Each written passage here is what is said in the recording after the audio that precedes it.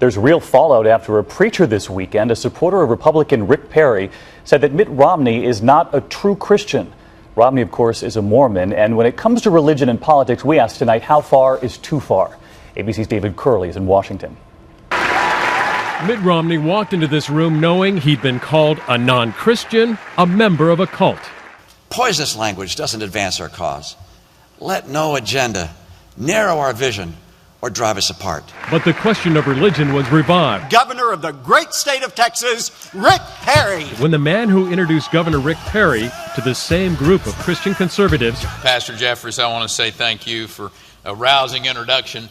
Told reporters afterwards that evangelical Christians should support Perry because Romney isn't a true Christian. In my estimation, Mormonism is a cult, and it would give credence to a cult to have a Mormon candidate. Mormonism is the subject of a hit Broadway comedy.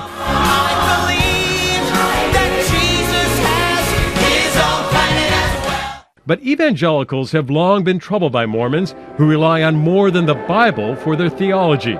So will Romney face more questions? I don't think this issue goes away. We crunched the numbers from 4 years ago, with nearly half of the Republican primary voters defining themselves as evangelicals.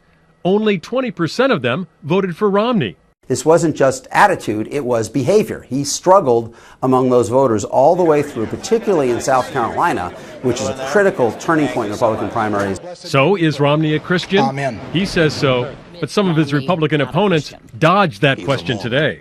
I'm not getting into that. I am a Christian. I think what the real focus is here, again, is on religious tolerance. And David Curley's with us from Washington. David, you mentioned there where evangelicals stand, but Americans as a whole, have they moved at all on their opinion of the Mormon faith? They have. Republicans have as well, David. In fact, our latest poll showed about 20% of those leaning Republicans say they're less likely to vote for a Mormon. But back in 2008, that number was 36%, so it certainly has dropped significantly. But for Romney, it's those evangelicals he's got to deal with.